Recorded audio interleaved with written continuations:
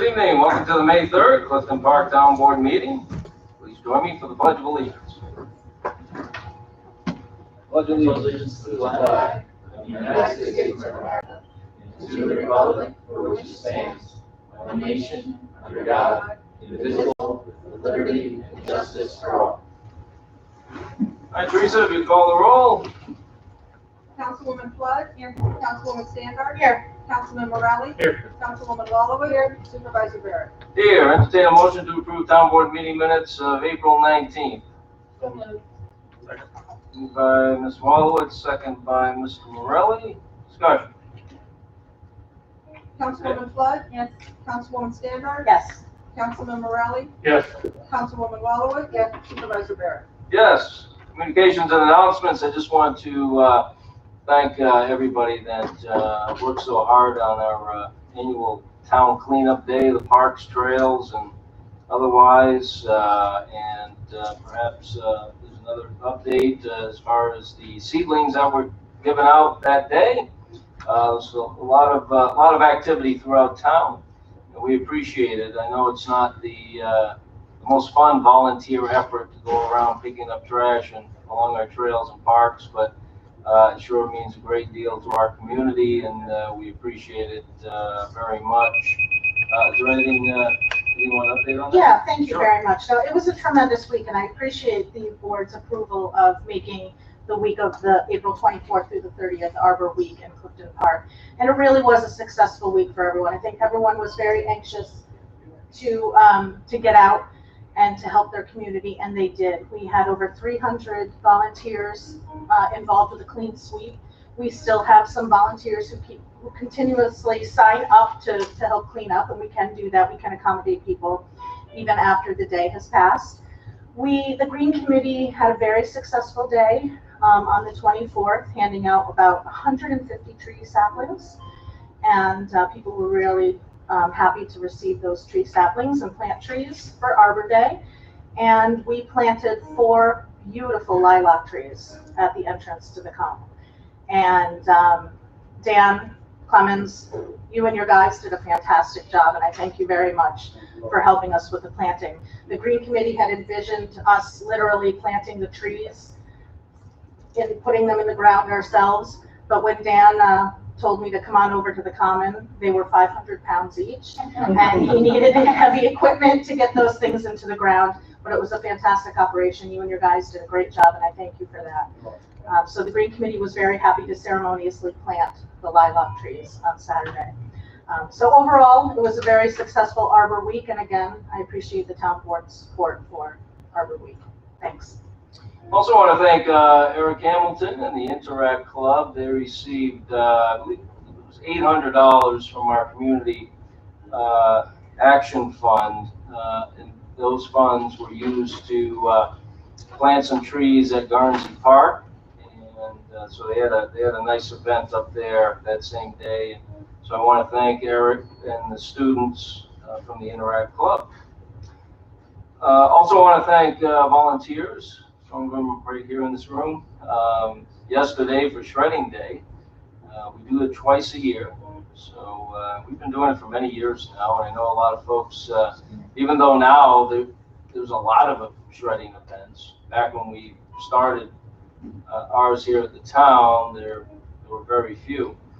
But even with that, there is still a large turnout each time. So twice a year. If you missed us this past Sunday as we were taking stuff out of your car in the rain, and it rained for most of the time, but hey, we all get through it. Appreciate everybody's hard work. We collected 2 huge blue bins on the rollers. Plus we had to start filling up recycling containers with the overflow. So we'll find out. We usually get anywhere from 1,300 to 1,500 pounds of food for the local pantries. We might have exceeded that this time. So we'll find out when 3N Document Destruction gives us the total weight. I want to thank 3N. They do this gratis for the town and for the community. They're Clifton Park-based business. We've been partnering with them since the beginning of the program. So if you missed us yesterday, we'll be back in the fall, so just keep piling up those sensitive documents and you'll have another opportunity. Any other communications or announcements this time? Okay. So I did I just do. want to take Oh, yeah. just one Sure. minute just to thank all the people that came out to do the garden over at the Groom's Tavern. Mhm. I know the Friends of the Groom's Tavern, we also have a student representative. We had a lot of people come out and rake and weed and getting that garden ready. And I know the town's going to bring over mulch, so it'll be beautiful to go sit on the benches. Yeah, Yep. absolutely. Thank Thank you. Yep. Thanks for mentioning that. All right. Well, we have fresh off little small injury, right? Nothing, no big deal. This is our Shen Superintendent, Dr. Robinson, and he's here with us tonight to give us a budget rundown as he does every year. Jason Johnny's with us as well. How you doing, Jason? How are you? The floor is yours, Dr. Robinson. Thank you, good sir. I'm hot off the presses. This is the newsletter that will start to be mailed out to residents. Actually, this newsletter came to our office today. The timing was perfect. Come here. So I'll be brief, recognizing you do have an agenda. So I won't necessarily go through every detail of the newsletter, but just start from the top in terms of the thing that people are often interested in. This budget, as proposed, we should see, particularly for the town of Clifton Park and Half Moon, taxpayers seeing a slight reduction in their tax rates for the coming year. And I say that because if the value of your house went up, you may pay a little bit more, but it's not because of the rate, it's because the function of your house is worth more money, so to speak. And so when we do the budget, we try to balance a couple of things. We try to balance preservation of programs for our students, and then the implication for the tax implication moving forward, or the revenue implication actually moving forward.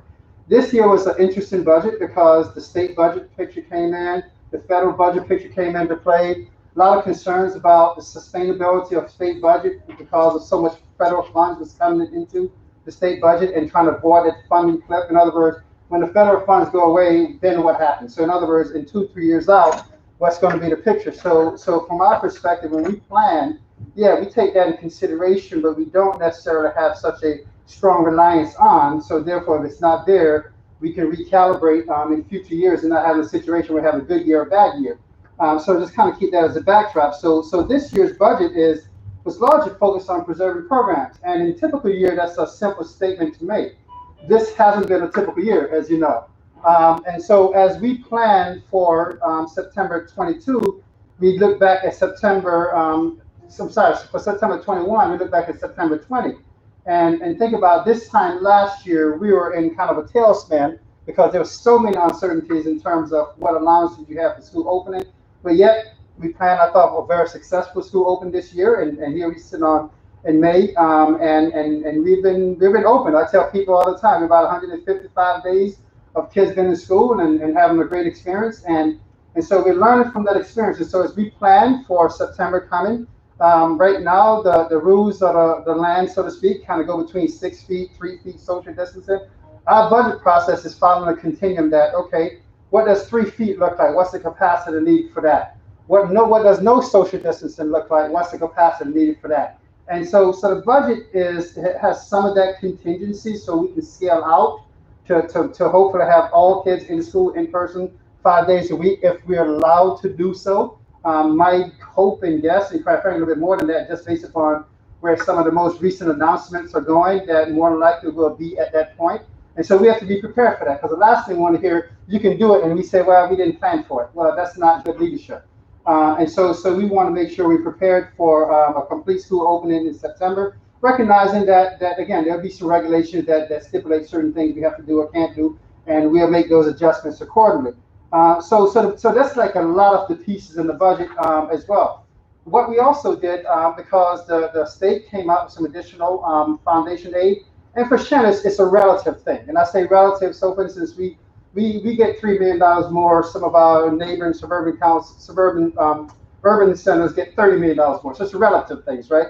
So it's also then what you do with the money that matters. And so what we try to do anytime we get those years where the legislature infused a lot of dollars last minute, to me, it's it's not a sustainable funding source.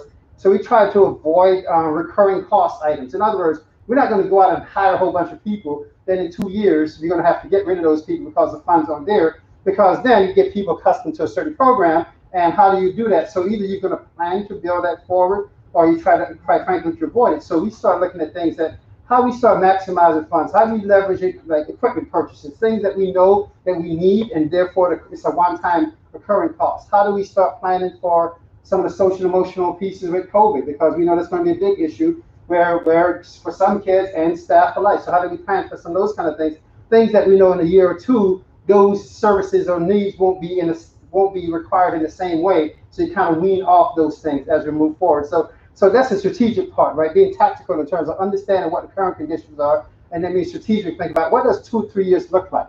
And so this year's budget that we're planning for next year is truly looking 2 or 3 years out as we move forward. So we're pretty pleased with the budget that we presented. The budget itself is going up 3%. The tax levy cap is at 2%. So the state has a tax levy cap formula, and that formula for us this year calculated right at 2%. In past years, it's been in the 3% range, but we have never actually went up to the tax cap. It's right at the 2% range, so the tax cap is that. And as I said before, just because of the combination of the economic stability of this region and other factors, that the taxpayers should see a flat or a slight reduction. Again, particularly the towns of Clifton Park and Half Moon. Not to discount other towns, but the reality of it is most of our student population come from those 2 towns. So when we look at those big picture calculations, we try to gauge that based on those towns as well. Because I always have some of the other towns, well, my taxes went up in the town of Boston. Well, okay, I understand that. We can't predict everybody's taxes, but generally flatline across the board. So that's a large part of the budget itself. And again, the big piece of it is planning for essentially the full reopening for fall. And what I mean by that as well, it's not only kids coming back, but some people may not realize that at the elementary level, for instance, this year, we didn't have music, phys ed, and some of those, because all those spaces were being used for classroom spaces to social distance. So all of a sudden the gymnasium became this, so the cafeteria became storage. And so now how do we get those programming services back in space? And so when kids come back, we have the music, the arts, and phys ed. So those are the things that's beyond just simply the number of kids back, but the quality of programs being back in place as well is a big piece of it. So building the capacity for those things to happen. The second piece on the agenda, Board of Education members. And it's funny, somebody asked me today, like, wow, have we ever had 9 people running for the board? And I was like, well, I have to go back and look, but I'm not sure if we have. I think this might be, certainly since my 16 years here at Shen, having that number of individuals running. I mean, last year with the write-in candidate, we had 7. And so now we have 9, and we haven't had one of those candidates here, Jason DiGianni, here as well. So I'm just going to just quickly mention the names. You have Jason DiGianni, Joseph Weber, Megan Chapin, Ram Lilakota, Alfred Ives, Stacy Flom, Robert Presley, Tom Templeton, and Kara Tubbs. So with a contested election, running for 3 seats, 2 of the seats carry 3-year terms, and 1 of them carry a 1-year term to complete the term for Gary DeLallo, who passed away.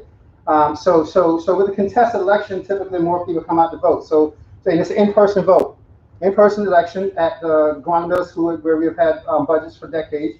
We'll do a social distancing piece. We'll have absentee ballots available for people who may have COVID concerns. There's information they can contact the district office to make sure you get the ballots. So we're going to do social distance protocols, and hopefully people are patient enough with us when they come to the voting site, knowing that yes, while we may have different confidence levels, we still have to follow certain protocols with that process as we move forward. So that's going to make for an exciting election day with those candidates.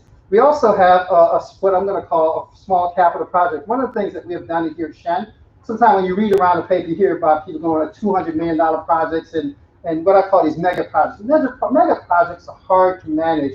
Consequently, you don't necessarily maximize your dollars. And so what we try to do is have very targeted projects to say, we want to do these things and do those things well. It's easier to manage, it's easier to quite frankly maximize and make sure that everything's on the budget. So the past several years, we've been focused on high school. Supervisor Barrett was recently at the technology ribbon cutting when we revamped the technology wing at the high school. Before that, it was a library at the high school because high school is one of our oldest facilities. So we started, okay, how do we start looking at those kind of things? this project now is going to start looking at middle school and elementary school. And I was one of our colleagues who graduated from Shannon some years back. We were walking the building and said, "Oh my God, this right here is where the high school ended." And she said, "And by the way, these classrooms are the same way when I was here in high school." And I thought, okay, that's the reason why they're on our list of places to revamp. So we're very targeted areas in classrooms that we're going to try to revamp to bring into the 21st century, so to speak. So some of that at the middle school, Gowanna Middle School. If you're not familiar with Gowanna is one of 3 middle schools, and Gowanna does have a real entrance. So if you try to find Gowanna entrance, it's kind of off versus Coda and Acadia, the entrance is pretty more prominent. So the Gowanna, we're going to change that. Plus, the Gowanna office is in the middle of the building, and move the office closer to the entrance. So when you come into Gowanna, you're coming into the office and not coming in and dodging a bunch of 6th graders to walk up the hallway to try to find your way to the office. And if you've never been to the building, it doesn't make sense. If you've been to the building, you know exactly what I'm talking about. So those are kind of things, and plus then add additional classroom capacity, because we're always looking for space to provide more program services. Related to that too, our athletic fields is always one of those things that constantly used.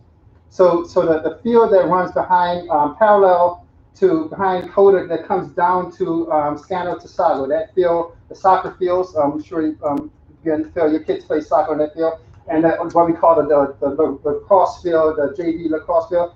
So that area by Coda, we're looking to create a turf field situation. Because one, like right now, quite frankly, we're watching all those fields with the rain and the use. It takes just a good 2 weeks, and all those fields are chopped up. And now we're limping into the month of June and July with those fields, trying to remedy them to keep them alive. So that's one of the things we're looking to do, because we've seen a tremendous benefit that having turf at the high school has done. I mean, we play multiple sports year-round, even during the wintertime, plowing off and phys ed classes. So the multiple use of it is tremendous benefit for phys ed, for athletics, and for community use, because quite frankly, you're now starting at 5 o'clock hour, probably just like the Commons, loaded with what I call the little kids take over. And so how do we then create another asset, another vehicle for doing some of those kind of things? So the capital project is neat in many ways, trying to address those kind of things. And also something people probably think is a big deal, air conditioning capacity in elementary schools. It can be brutal for that mid-May to the end of June, and also it provides us more capacity to run summer programs in buildings during the summertime. So we've always had the infrastructure in the ceiling, and so we've always been trying to strategic about, because it's not like your house unit, you go buy a small unit. We're talking about hundreds of thousands of dollars for the units, so to speak. So we have to be very strategic of when we put things in and phase things over time. And so we're going to complete that cycle now with that project. So pretty excited about that. And then the last piece that we always do for every referendum is bus referendum. We have a pretty consistent bus repair cycle to keep the 206 buses. Literally, we run about 206 buses on a daily basis on the road to make sure that the fleet is kind of keeping that industry standard around 7 years. Because after a while, they start becoming the repair costs outweigh the value of the vehicles themselves. I'm sure if anyone does fleet management know exactly what I'm talking about. You have to have the cycle going all the way. So those are the big rocks for the May 18th vote. We're where we are right now and going into next year. We're pretty excited, pretty optimistic, because as I said, we've learned a lot of great lessons from going through this COVID period. And it's not arrogance to say that our goal going into this was to thrive too. We didn't just want to survive, we want to thrive through the COVID period. And I think in many ways we have done so. And that gives us a lot of momentum going into the 21-22 school year. So I'll pause there if there are any questions you have. This newsletter that I just shared with the town board, it's an electronic version online. This will start being mailed out probably this week to residents. We have a budget hearing coming up next Tuesday, which we'll walk through the budget in a little bit more detail. People certainly could to look at that. A very detailed line-by-line item of the budget is also on the website per law. We have to publish that as well on the website, so that information is there. But the big thing is making sure people know and have enough information to make an intelligent choice come to 18. So I'll stop there in case there are any questions from the board members or Supervisor Barrett. Great, thank you very much for the update. I didn't want to read this whole thing while you were speaking, especially since we just talked about that a couple of weeks ago. But so you're looking at a turf field over on the eastern side. Yeah, so on the backside of Coda road. coming down towards Clifton Park Center Road, that parallel direction. So you're not looking to do anything with the football field yet? No, so actually we're gonna have to replace that. Yeah. So yes, we will. So when you think about, great, I'm glad you mentioned that. So when you think about the project, so this will go to May referendum in May 2021. We probably won't start any construction until 2023, because by the time we go through the project design, the approval process with the state education department is literally, if everything works very well, it's a 2-year process. And so when you think about that, the existing football field, that turf will be at that point the year 16 going to year 17. Right. The useful life is 15. So what we always try to avoid is avoid things being such disrepair. One, it's a dangerous proposition, and two, when things are such disrepair, you go from trying to what I call more of a surface fix to now you got to go through all the infrastructure fix again, which is tremendously more costly when we do those kind of things, when you allow things to be in disrepair for too long. And we never want to have a situation we can't use the field because we took too long to make the transition over. So that is a part of the field, and the tennis courts. Same thing, the resurfacing of the tennis courts on campus is something that we're going to be doing as well with this project. And all those projects were some of the first projects that were approved when I came here 16 years ago. So the cycle is happening, and we're going to have to go through that cycle again. Circle of life. Yeah. So, and the STEM Center looks great. Yeah. So, I know that'll be heavily used by students for many years to come, and I'm sure as technology evolves and how it's implemented with educational experience, I'm sure the STEM Center will change over time, right, and evolve just like everything else does. But I think it's positioning the school in a way where it can evolve more readily, right? I mean, I think with those, with everything you have there in place, the technology, the equipment, just the space itself, very important to the next step of educational experience with regard to STEM. Absolutely, future ready. That's our term we call. How do we future-proof everything and make everything scalable, so that as opportunity presents, we can scale out, and if opportunity is not there, we can hold a course, knowing that we can scale out when opportunity presents. So there's always the goal trying to do that. No, I don't like to put you on the spot. You know that. That's okay. And I don't think you have an answer yet, but I know I think you're still working on it. But you know, just from a selfish point of view, you have 3 people up here with seniors. Are there any definitive plans yet for graduation? Or is that still on the drawing board? So let me tell you what I can tell you definitively. Definitively, we will have in-person graduation that will allow for attendance of guests. I can say definitively that. And we're looking at 2 models. We're looking at working very closely to see. We spent a lot of time at SPAC last week. Myself, some district administrators, some building administrators, high school administration, with the SPAC folks. SPAC has certain restrictions that right now make it a challenge. We also have a very, very comprehensive detailed plan to use the football field facility and the same company that helped us with drive-through graduation, which is actually the same company that supports SPAC's graduation, which means streamlining, live streaming, as well as guest capacity.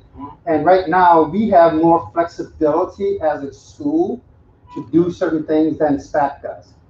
So my objective is to how do we provide our graduates with a quality experience to recognize their achievement, and also allow family members to be in attendance as well.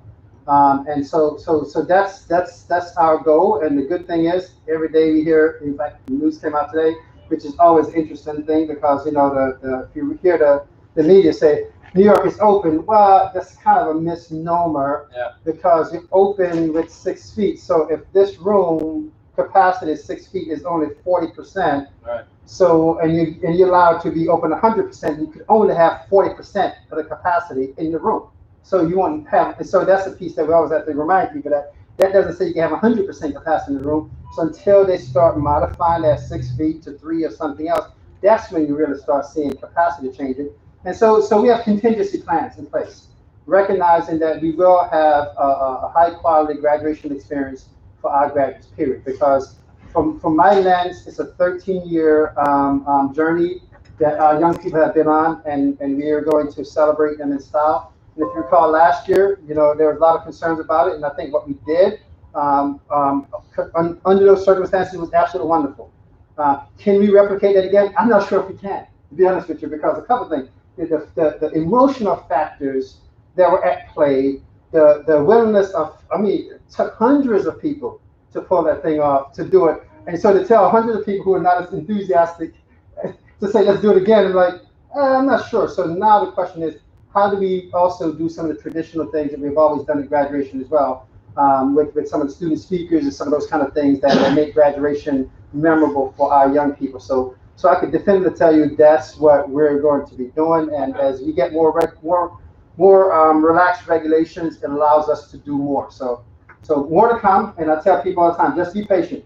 There's a long time between May 3rd and June 24th or 25th. There's a long time, and every day is like a year in terms of how regulations change, and so we're trying to take advantage of those things as we move forward.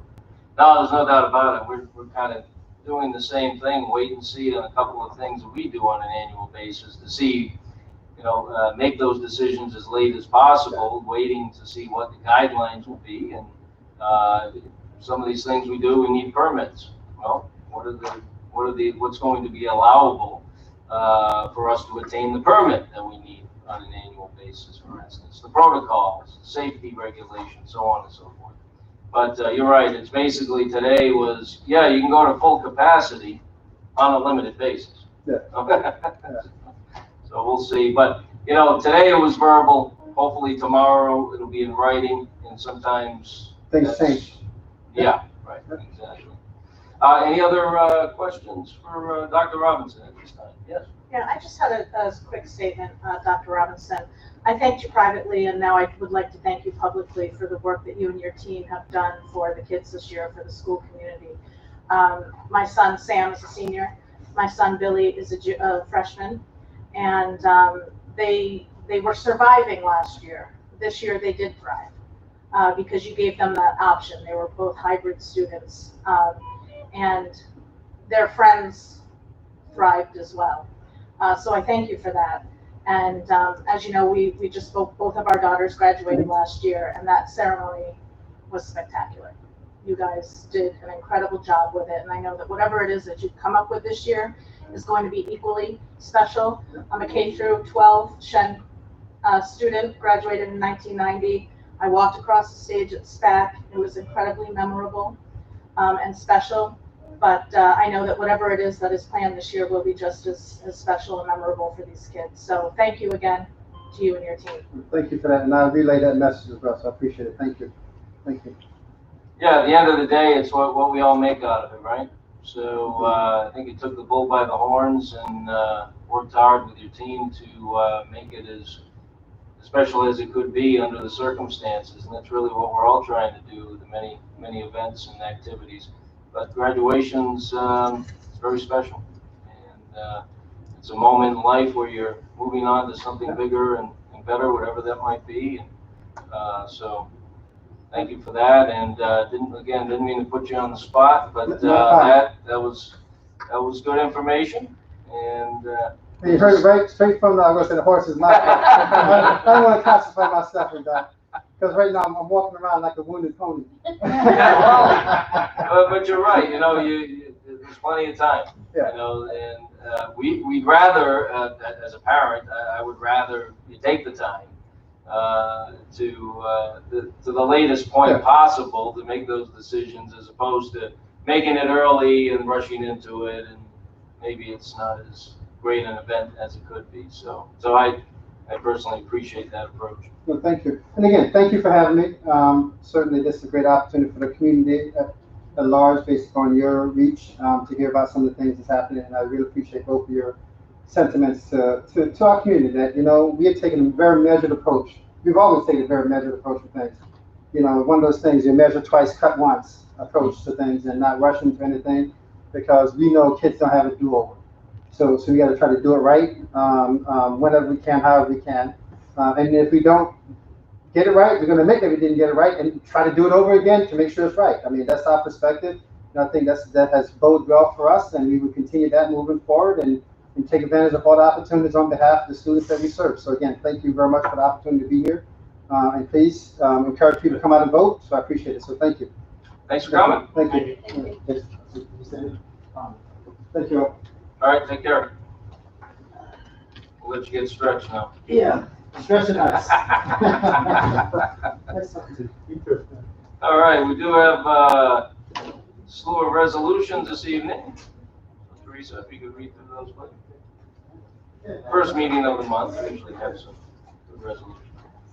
A resolution authorizing the purchase of an ADA compliant shuttle bus for the Senior Express Shuttle Service, whereas Town Supervisor Philip Barrett has requested authorization for the purchase of a new shuttle bus for the senior band service per the attached, and whereas a request for bids was received and bids were opened on April 14th, 2021, and whereas Supervisor Barrett has recommended that the 2022 Elkhart Coach ECII with standard equipment and options as per the attached bid submission from Matthews Bus Alliance Incorporated, Orlando, Florida, be accepted to best meet the needs of the Senior Express for a price not to exceed $65,948. Now therefore be it resolved that the supervisor is authorized to purchase one 2022 Elkhart Coach with standard equipment and options from Matthews Bus Alliance Incorporated, 4802 West Colonial Drive, Orlando, Florida, per the attached list, and be it further resolved that the Clifton Park Town Board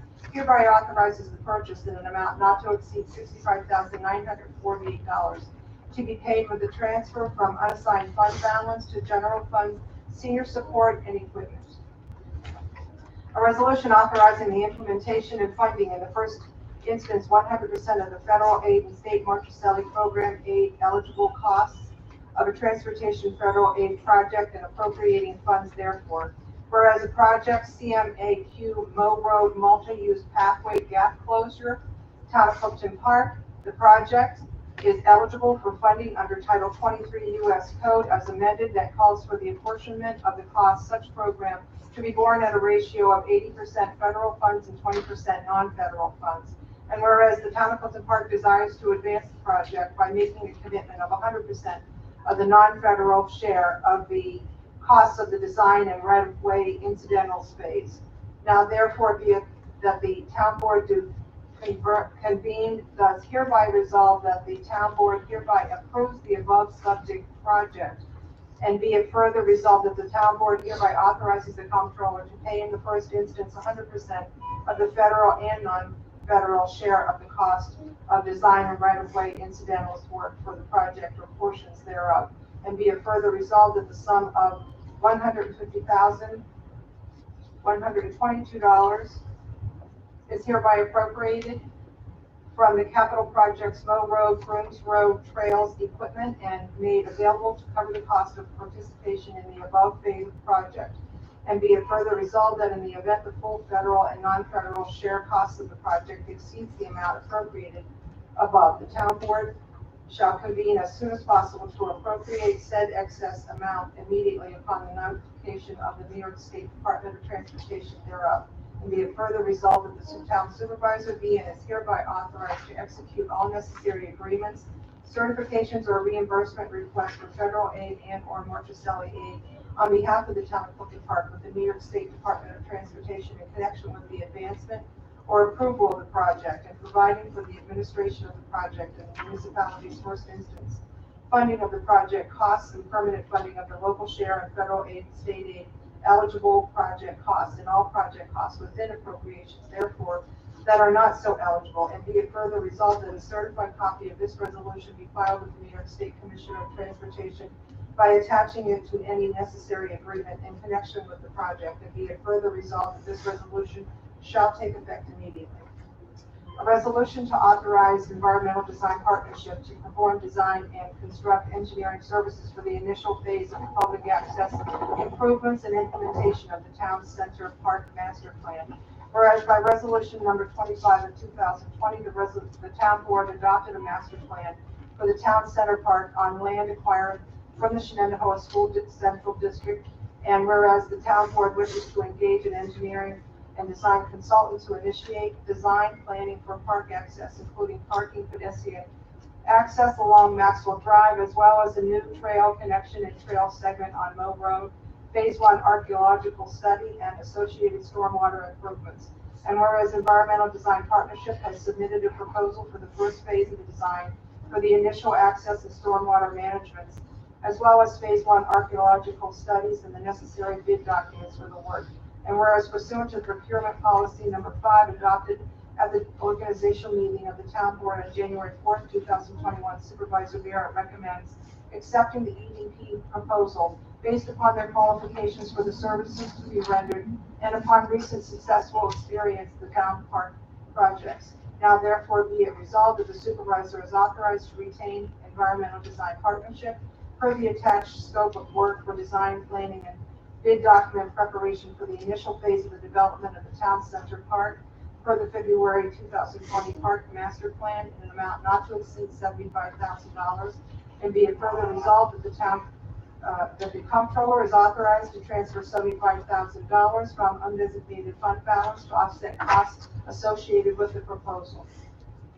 A resolution hiring seasonal lifeguards and head lifeguards for this 2021 summer season for Barney Road, Country Knolls, and Locust Lane pools. Whereas the town board wishes to hire lifeguards and head lifeguards to maintain a safe environment at the town pools, as well as assist in the management of those pools at Barney Road, Country Knolls, and Locust Lane pools. And whereas the supervisor has recommended that the attached lists of individuals listed on schedules A, B, and C be hired on the stated start dates as lifeguards and head lifeguards at the attached rates. Now therefore be it resolved that the individuals attached shall be hired as lifeguards and head lifeguards for the Barney Road, Locust Lane, and Country Knolls pools for the 2021 season to be paid at the rates as attached. A resolution authorizing the renewal of a memorandum of agreement with the Shenandoah Nordic Ski Club. Whereas the town owns Kins Road Park and Garnsey Road as park properties, which are popular with hikers, runners, and cross-country Nordic skiers during winter season. And whereas the town acquired Garnsey Park in 2005, 2007, and dedicated the land as public park land by resolution number 249 of 2007. And whereas the Shenandoah Nordic Club has acquired specialized equipment, including a snowmobile, sled, groomer, and trailer to transport equipment for the purpose of grooming cross-country ski trails without conflict with other uses. And whereas the club utilized their equipment and manpower since the 2017-2018 winter season to expand trail grooming to Garnsey Road as well as Kings Road Park to provide additional opportunities for cross-country skiers and ski teams, snowshoers, and walkers alike, pursuant to an agreement approved by resolution number 18 of 2018. And whereas the town board supports the Shenandoah Nordic Club's volunteer efforts and activities which provide additional opportunities for outdoor recreation at Garnsey Park and Kins Road Park, and wishes to renew the agreement with the club for an additional 3-year term. Now therefore be it resolved that the supervisor is authorized to execute the attached memorandum of agreement with the Shenandoah Nordic Club for the trail grooming services for ski seasons through March of 2024. A resolution authorizing Gallo Construction Corporation at Waterville, New York to supply and install playground equipment at the George T. Smith Park in the Long Hill 2 Park District. Whereas the town board, as commissioners of the Clifton Gardens Park District, wish to authorize improvements to the playground equipment at the Clifton Gardens Park. And whereas MJ Engineering and Land Surveying solicited bids which were received on March 24th, 2021. And whereas Gallo Construction, 50 Lincoln Avenue, Waterville, submitted the lowest responsive quote to supply and install the equipment in an amount not to exceed $57,818. And whereas there are sufficient funds in the Park District's assigned fund balance to complete the work as submitted. Now therefore be it resolved that Gallo Construction is authorized to supply and install playground equipment as specified in the attached bid documents for the Clifton Gardens Park, not to exceed $57,818, to be paid with a transfer of $57,818 to cover the cost of the purchase from assigned fund balance to Clifton Gardens Park District equipment. A resolution authorizing the hiring of 2021 summer help for the Gloucester Park District. Whereas openings exist for seasonal landscape work in the Gloucester Park Districts, and whereas Daniel Clemens, Director of Buildings, Parks, and Recreation, has recommended that Williams, 714 Bruno Road, Apartment A, be hired to fill the position. Now therefore be it resolved that William Williams be hired for light maintenance work in the Gloucester Park District for buildings and grounds for the summer of 2021, effective immediately, to be paid $16 an hour from the Gloucester Park District part-time employee for a total amount for the season not to exceed $2,500. A resolution authorizing the purchase of a Billy Goat Z3000 stand-on blower from all seasons equipment used by the Buildings and Grounds Department in its maintenance of the Clifton Mill Creek Park District. Whereas quotes were received on March 22nd, 2021, and whereas All Seasons Equipment, 60 Freeman's Ridge Road, Scotia, New York, submitted the lowest conforming quote in the amount of $9,849 for a Billy Goat Z3000 blower, and whereas Daniel Clemens, Director of Buildings, Parks, and Recreation, has reviewed the quotes and recommends accepting the quote submitted by All Seasons Equipment, Scotia, New York. Now therefore be it resolved that the town board authorizes the purchase of a Billy Goat Z3000 stand-on blower from All Seasons Equipment for use at the Clifton Mill Creek Park District in an amount not to exceed $9,849 to be paid from Clifton Knolls Park District equipment. A resolution hiring summer seasonal laborers for the 2021 summer season at the Clifton Park Highway Department. Whereas Dan Bull, Highway Superintendent, wishes to hire seasonal laborers for the 2021 summer season, and whereas Mr. Bull has conducted interviews and driving record reviews and has recommended the hiring of the following at a rate of $13.50 an hour. Mr. Cole Ramsey at 2 Fairlake Drive, Boston Lake. He will start May 11th, 2021. Mr. Elisa Neidhart, 18 Hidden Valley Lane, Boston Lake. He'll start May 17th, 2021. Mr. Ryan Van Gallen, 57 Algonquin Road, Clifton Park. He will start May 24th, 2021. Now therefore be it resolved that the individuals listed above be hired as summer seasonal laborer to be paid a rate of $13.50 an hour, and be it further resolved that the comptroller create a new line in the highway department budget under item 1, construction 32 weeks establishing summer laborer, and be it further resolved that the comptroller transfer $25,000 from highway fund highway construction W. Hicks to highway fund highway construction part-time laborer to cover the cost of the summer season. A resolution scheduling a public hearing regarding proposed improvements to the Riverview Landing Sewer District Number 1 sewer system facilities. Whereas the Riverview Sewer District Number 1, the district was created in May of 1999 by the town, and whereas the town board now proposes to undertake the acquisition, construction, and installation of improvements to the district sanitary sewer system, including but not limited to the installation, replacement, or rehabilitation of sewer mains, pump stations, and other facilities, and acquisition of land or rights in land and machinery, equipment, or apparatus required in connection therewith the improvements at a maximum estimated cost of $1,495,600, and whereas the proposed improvements are described as alternative to be in the report prepared by Prime AE Group of New York dated April 2021, which is on file in the town clerk's office, and whereas the town board now desires to call a public hearing regarding the proposed district improvements as required by town law section 202B, now therefore be it resolved that the town board will hold a public hearing to hear all persons interested in the improvement of the town of Clifton Park Riverview Landing Sewer District Number 1 facilities, which public hearings shall be held at 1 Town Hall Plaza in the Wood Room in the town of Clifton Park on June 7th, 2021 at 7:05 p.m. and be it further resolved and ordered that the town clerk give notice of such hearing by publishing in the official town newspaper the notice of public hearing in substantially the form attached hereto, and by posting the notice of the public hearing on the town's official signboard not less than 10 or more than 20 days before such hearing. Okay, thank you, Teresa. Any questions on the resolutions? Okay, Teresa, if you could read the first heading, please. Resolution number 99 of 2021, a resolution authorizing the purchase of an ADA compliant shuttle bus for the Senior Express Shuttle Service. So moved. Second. Moved by Mrs. Standard, second by Mrs. Flood. We had a recent bid for a new senior van. I expect half the cost will be covered by by a grant that we'll be getting from the county.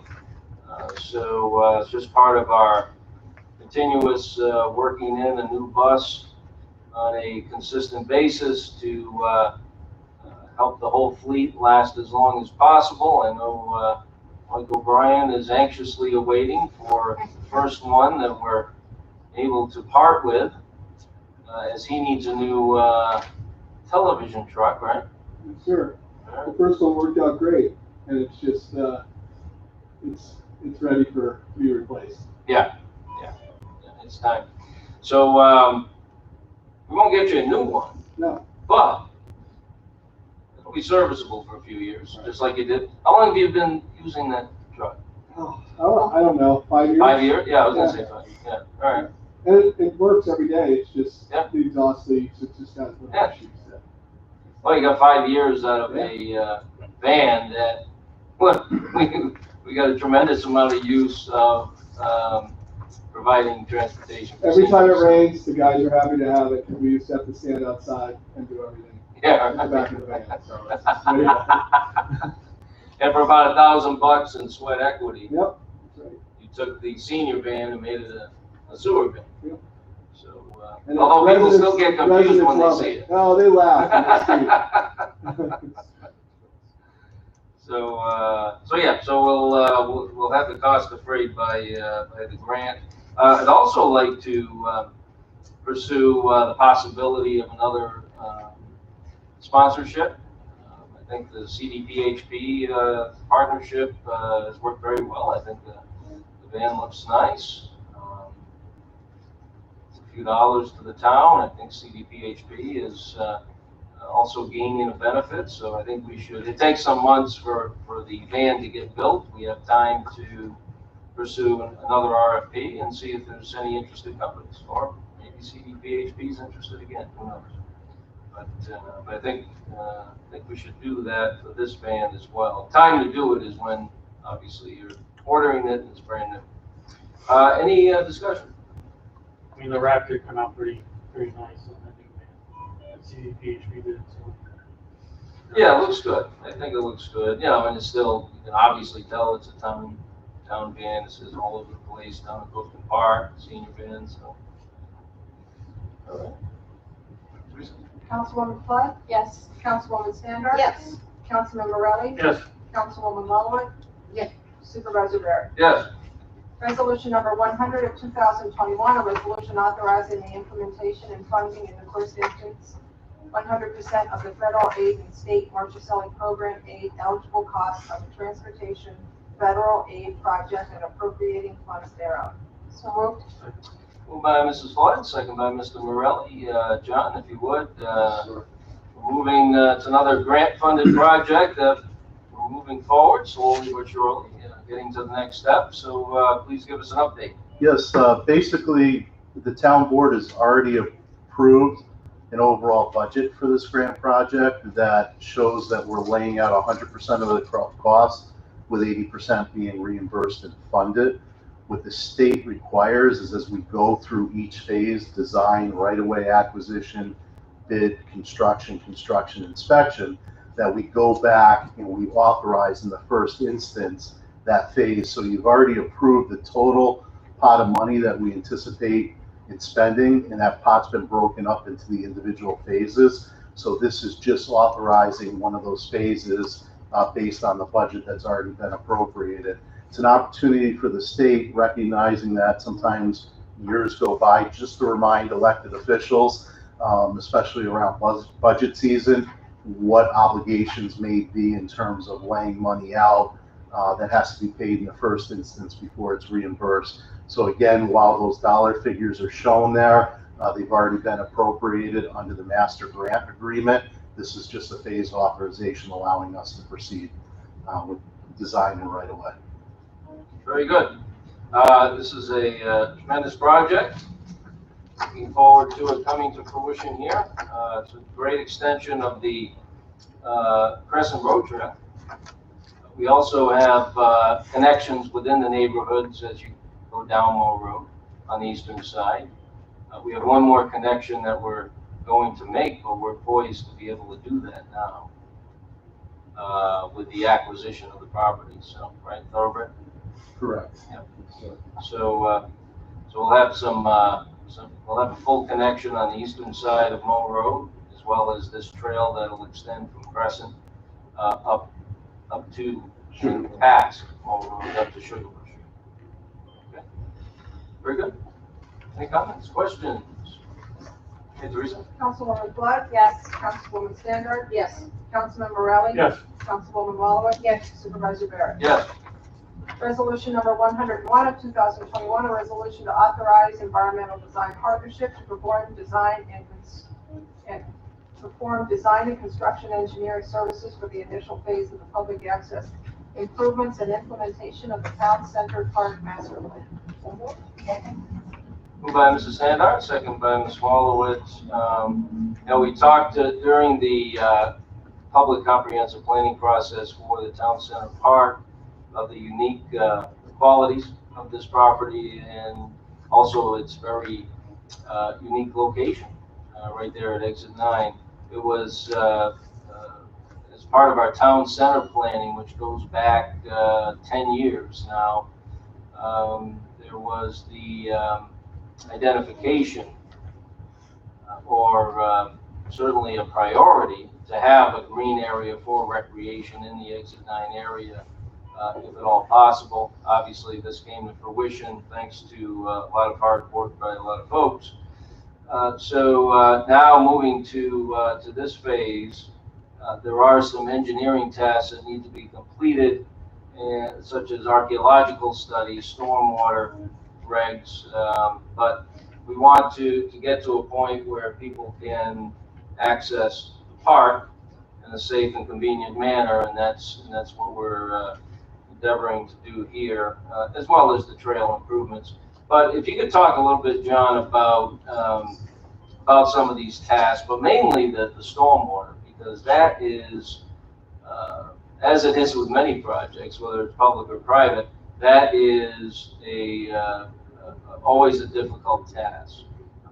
And it's no different in this case. And just because this is a park and it's a town project, we still need to follow all the regulations. So if we could just talk a little bit about the stormwater aspect of what we're trying to do here. Sure. The stormwater management area that is just south of the public safety building was designed many years ago to meet the stormwater regulations at that time. And it's a sub-catchment area not only for the public safety building, but also Maxwell Drive Extension, the Staples parcel, and where Panera's Bread is also that plaza. All that stormwater goes into catch basin systems that then discharge to that infiltration basin. By infiltration, basically we're very fortunate with glacial till in this area of having sandy soils. So that allows the water to be deposited into the basin area and then slowly infiltrate through the sandy soils where it's filtered into the groundwater, which in this case may be as shallow as a foot down below the elevation of that basin. So there is a concern about where that groundwater interface would be. As we look to develop the park and add access with impervious surface, we have to bring that basin up to meet current design standards and to accommodate additional runoff for any impervious activities that we're proposing for access in that park. I would say, based on projects today, 60% of design, whether it's the town doing a project or the private sector, is driven by just stormwater regulations and meeting those regulations.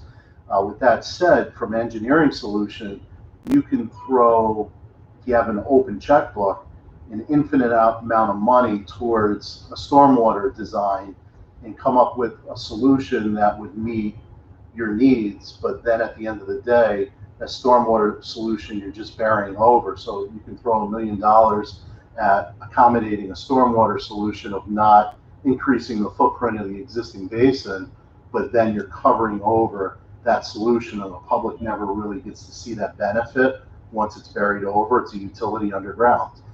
So what we're looking to do is come up with a balance based on the concept that was approved in the Town Center Park Plan with an affordable solution that meets all the state and federal water quality regulations that allows us to accomplish this phase of the park access design in a manner that provides stewardship for not only access and construction now, but going forward with additional phases towards construction. So that's the biggest design challenge that EDP is going to be assisting us with in coming up with some design alternatives and sketches for the town to look at and make some decisions on. I think what's also neat, and we got to see that at the press conference, was aerial drones that are now used by surveying crews that were flying above our heads and over the Town Center Park. They use a LiDAR technology. The days of surveyors standing out there and taking shot elevations and then going back and inputting that data into a computer, I think are numbered in this drone technology with the LiDAR. Basically, what we weren't seeing is that drone was shooting points of laser lights down onto the ground and timing the reflections back up to that drone to its source, and then figuring out topography and elevations based on that. That's then uploaded to a computer. So that was fascinating, seeing that technology firsthand, and it will be used at this park. In addition to the stormwater permit, because when you fill out the seeker form and you look at the state database, it's in an archaeologically sensitive area. We're required to do a phase 1 and 2 archaeological study, which means every 15 feet, an archaeologist will be digging a test pit within that first phase area to see if there's any prehistoric artifacts, document those artifacts, and then send them to the State Museum with a report. So that is a requirement. It's something that is required for us and would be required of the private sector too, but it's an important step for us to be able to go to construction and out to bid in the future. Very good, thanks, John. Because of that, the options that we need to consider regarding the stormwater, when you look at the final rendering of the plan that was approved on the eastern side where the parking lot is depicted, the plan might look a little different based on the options that will come forward. Now you have the term of the week, glacial till. I'm going to use that term all week now. I was very convinced by it. Yeah, that's very good. I love that. Glacial. I'm just going to call it GT for short. Glacial till. But part of that glacial till and the geology of the area is it is sandy, and the water table is very high. Is that correct? That is correct. Yeah. So that's another challenge as far as trying to come up with, if we were trying to do one of those subterranean drainage areas underneath the parking lot, which are very expensive. I'm not even sure it would be feasible. And at this point, we don't know. But that's part of the work that's happening. When you said infinite checkbook, I thought Mark was going to come out of his seat. I didn't hear that, and I was like, what? We all heard that. His neck was just kind of snapped over. It's all right, Mark. All In your right. dreams. He didn't mean it. I know. He'll apologize after the meeting. Any questions for John? I have one. John, Yes.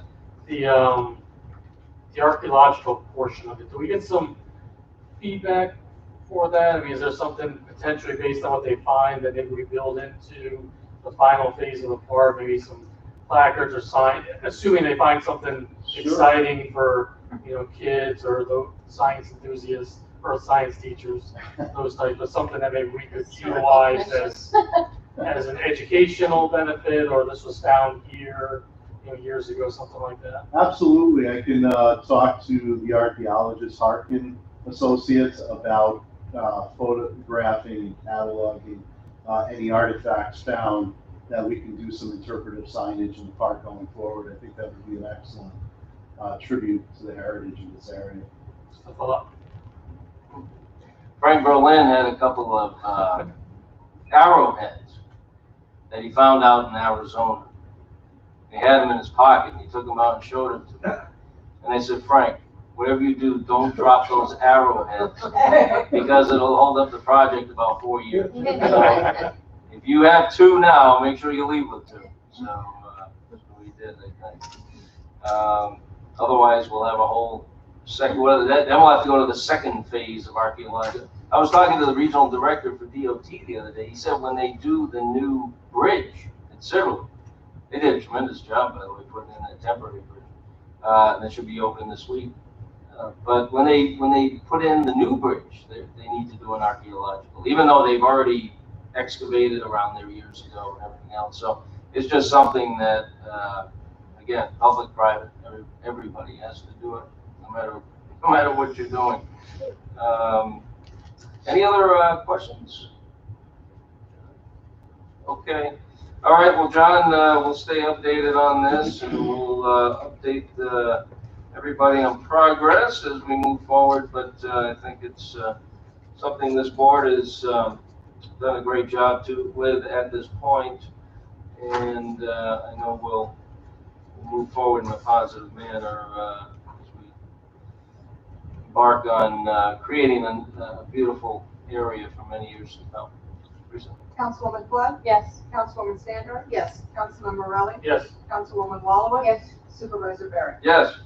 Resolution number 102 of 2021, a resolution hiring a seasonal lifeguards and head lifeguards for the 2021 summer season for Barney Road, Country Knolls, and Locust Lane pools. Second. Moved by Mr. Morelli, second by Mrs. Standard. We're still receiving applications. We had some opt-outs last year, I guess you could say. Guards that had worked at the pool in the past but didn't come back for different reasons last year. We do have a couple of those folks that are coming back this year, thankfully, but we're still getting applications right up to about a week ago. I don't think we received any since. But at this point, we're waiting for more guidance on pools and certainly outdoor activities, because we have plenty of those we'd like to do this year.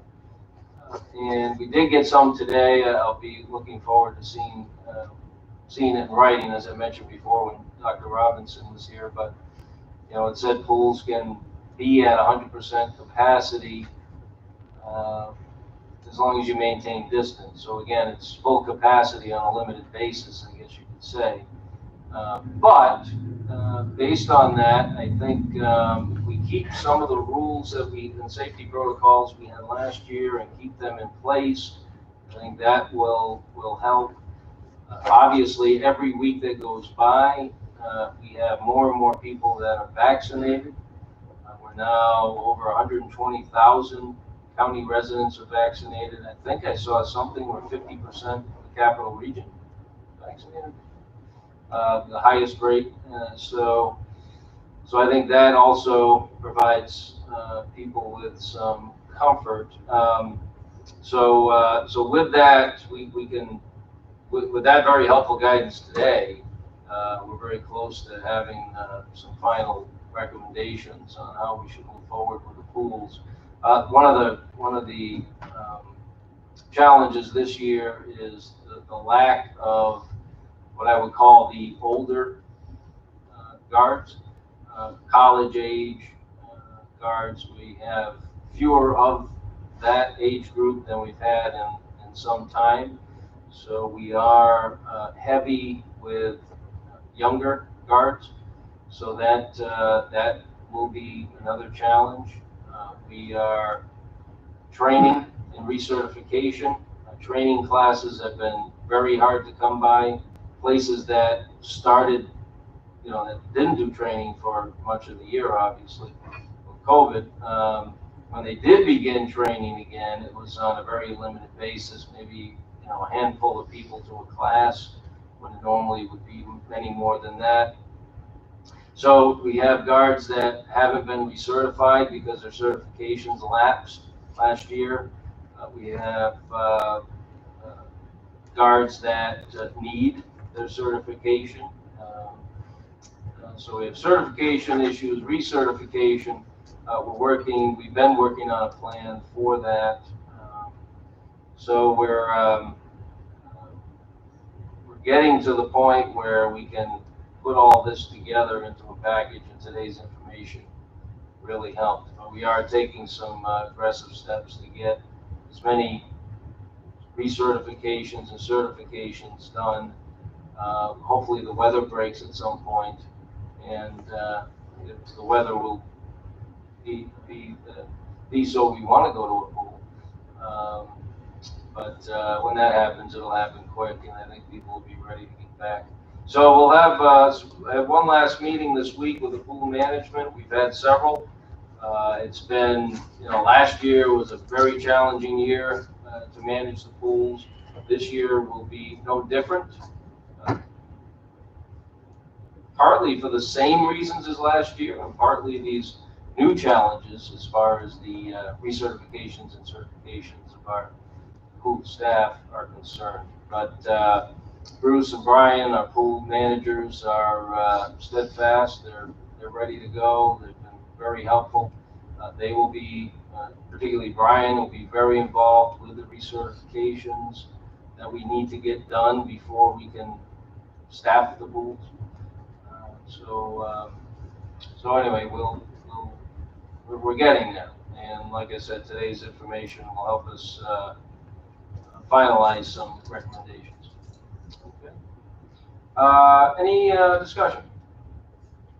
Supervisor, will Yes. we be opening the pools in Memorial Day weekend like we used to, with the exception of last year? Yeah, I'm not sure that's going to be in the cards. I think it will be in June, early to mid-June, before we'll be able to open the pools for the reasons I mentioned. It's really about getting enough guards certified so we can staff the pools and make sure that everybody is at the level they need to be. Obviously, we don't want to open pools until staff has their recertifications and their certifications in place. The other issue is swim lessons. Those are still up in the air because we typically have more older guards, as I mentioned, that are WSI certified, and we're lacking in that area. We're hoping there's going to be some guards that want to take the WSI course between now and when we can have swim lessons. So it's definitely a fluid year on the training and certification end of things, more so than ever. I have a question about the Country Knolls pool. Will that construction be done by then? The retaining wall looks really good. I saw that. Oh, yeah. They're ripping up that'll be back to Yeah. normal. Yeah. I didn't know if it was just gonna be delayed. And now that we have extra time, I suppose that helps. Yeah, no, the plan all along that it would be done by the end of May, and I think they're getting pretty close, aren't they? The wall looks really nice. Yeah, they're on target. They should be pouring the concrete for the patio tomorrow morning, provided it doesn't pour rain. Yeah, And the dry wells are in, the retaining walls are it looks done. great. Everything's ready. We're on target for sure to be ready. All right, very good. If there's no further discussion, Teresa? Councilwoman Flood? Yes. Councilwoman Standard? Yes. Councilman Morelli? Yes. Councilwoman Wallach? Yes. Supervisor Barrett? Yes. Resolution number 103 of 2021, a resolution authorizing the renewal of a memorandum of agreement with the Shenandoah Nordic City Club. So moved. Second? By Mrs. Standard, second by Mrs. Flood, and do want to thank the Shen Nordic Club for their partnership. I won't read the whole agreement, but just this is for Kins Road Park and Garnsey Park. Just a couple of lines. The SNC, Shen Nordic Club, has raised funds to purchase specialized equipment for the grooming and maintenance of cross-country ski trails and other winter activities, including specialized snowmobile with ski track attachment. Whereas the SNC proposes to provide dedicated volunteer staff to conduct ski and snowshoe grooming services at Kinsrow Park and Garnsey Park for the winter ski season, and the town staff are familiar with the club members' dedication to the successful grooming operation at Kinsrow Park over the past several years. Dan, what has been the recent experience at both parks? It's been very positive as far as I can tell.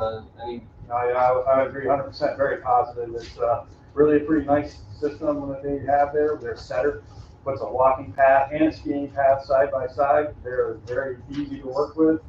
They do a nice job. It's been great. And that's what that specialized equipment does. That's exactly right. So it delineates Yep. between those two activities. Yeah, their snowmobile is down here. We store it for them usually, and we help them out with that too. If anybody want to look at it, it's over by the blue building over there. You can look at this track setting equipment that they purchased. It's really pretty neat thing to look at. Yeah, it is cool.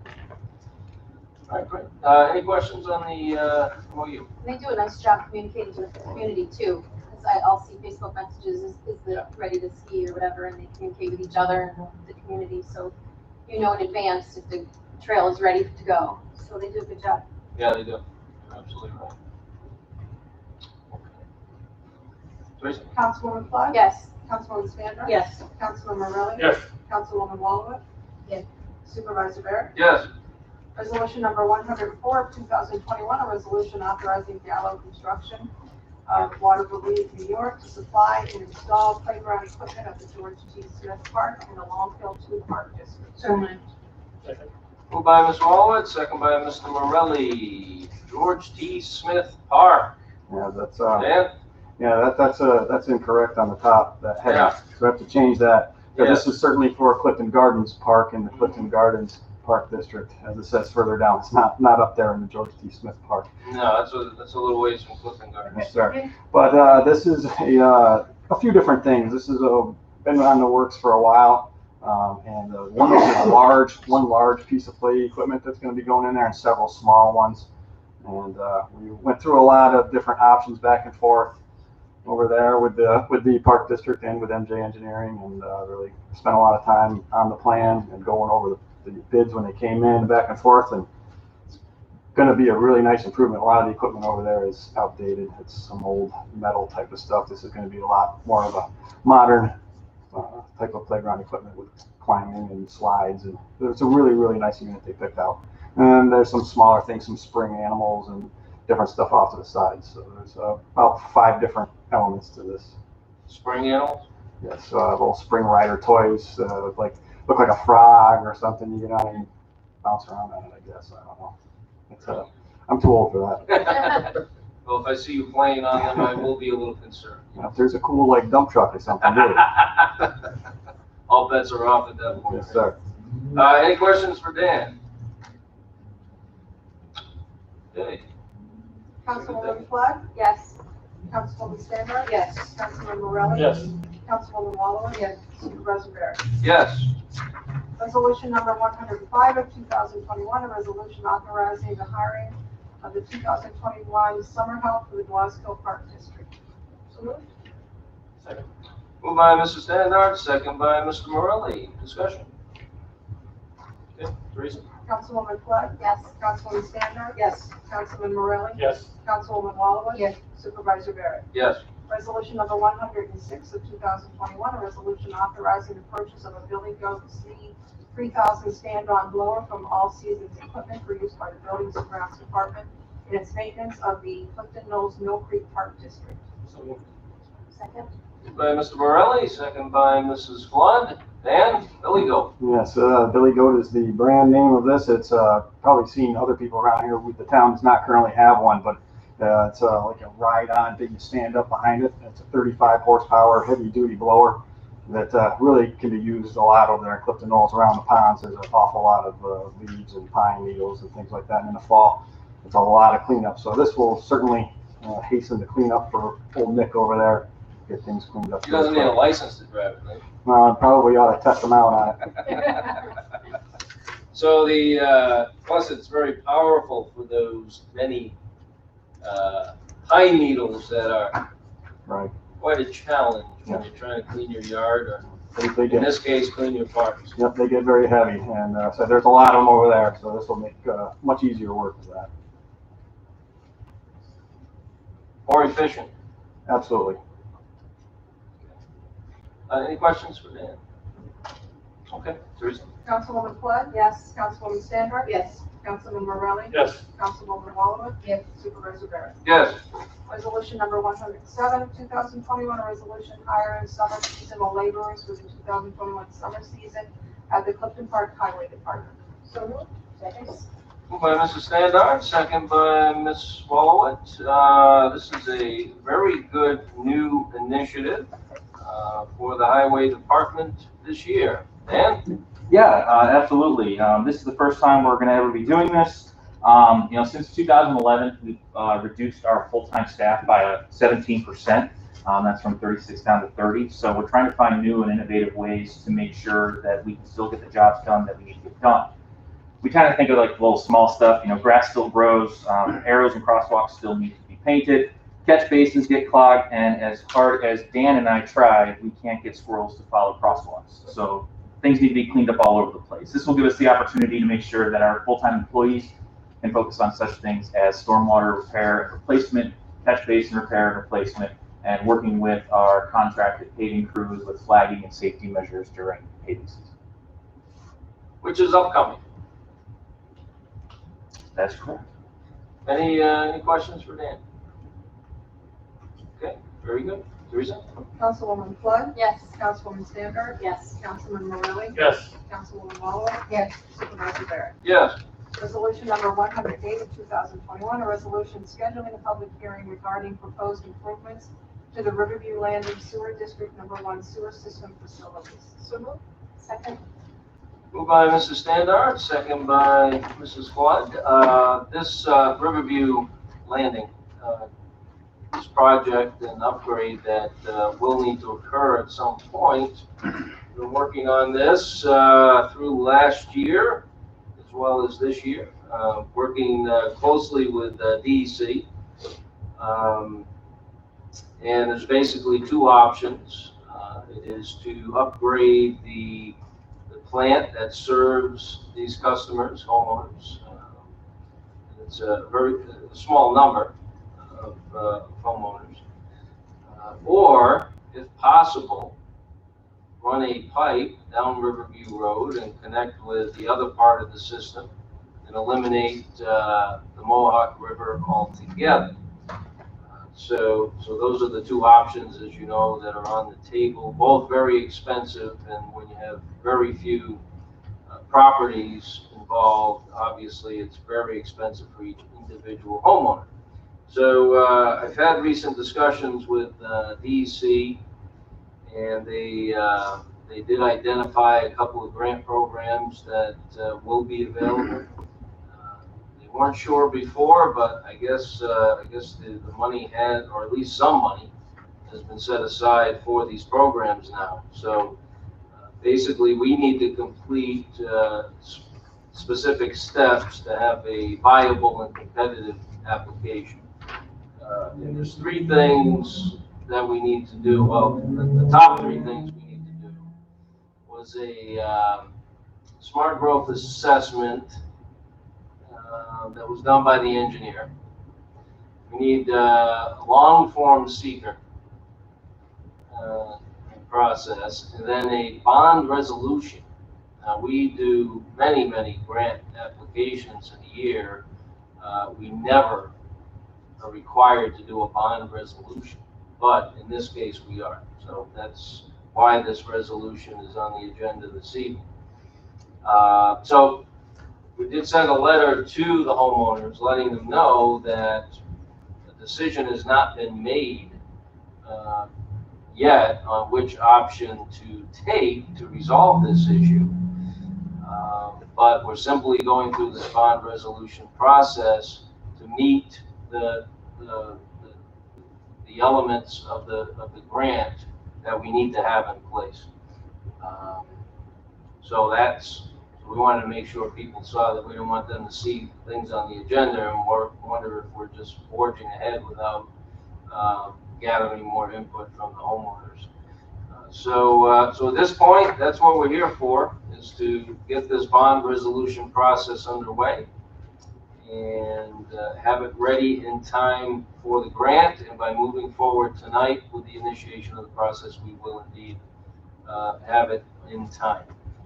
Mike, can you also talk about, because one thing when I've been talking to DEC, they brought it up a couple of times, that there's also an individual processing plant at the Mohawk Country Club.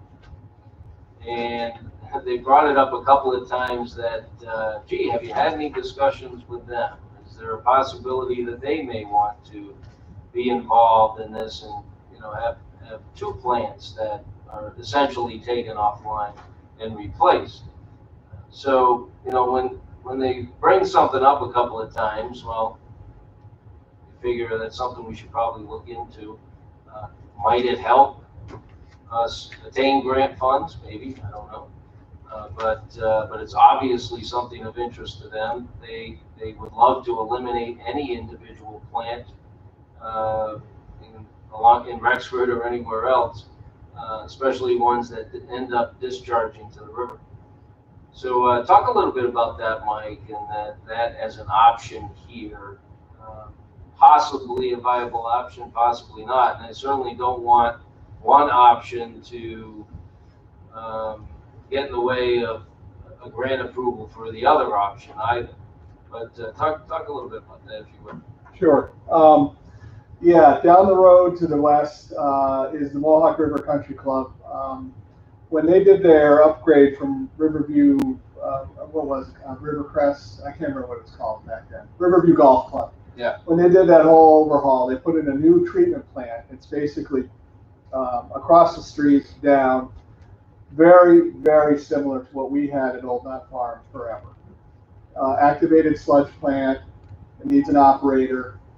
It has an open discharge to the Mohawk River, albeit treated.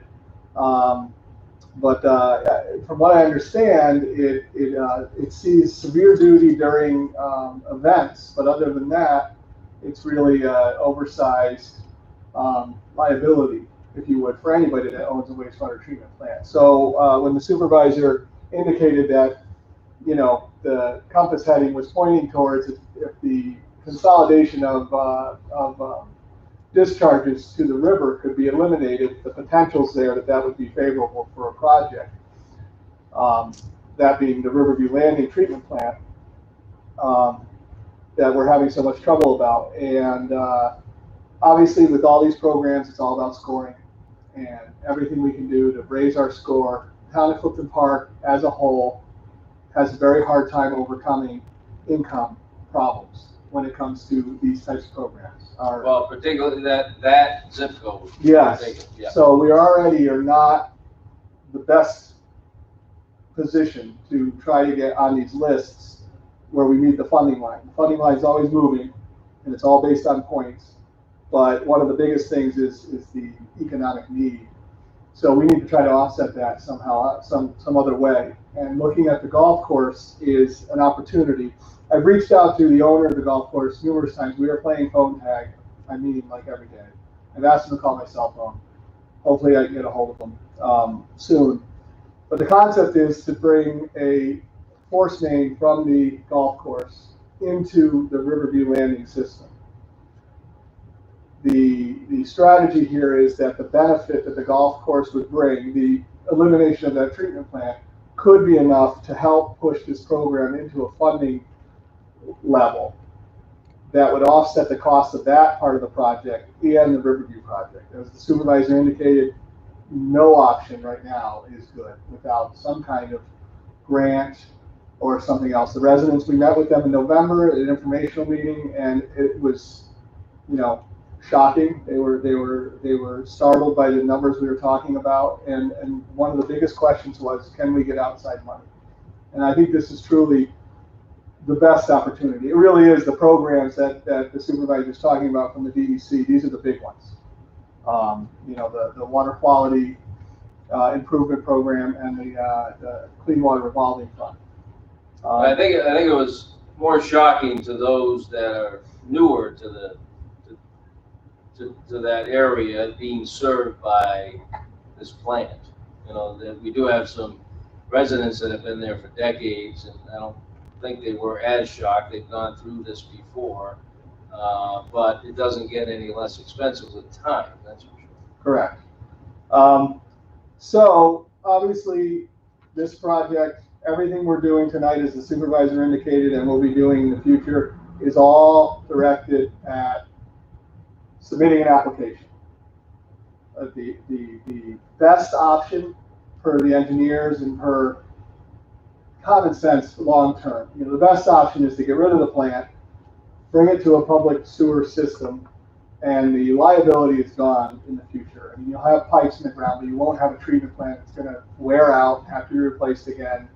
Hopefully not like this one where we're still, I think, 5 years left to pay on it, and we're already looking at trouble. Actually, 3. 3 years.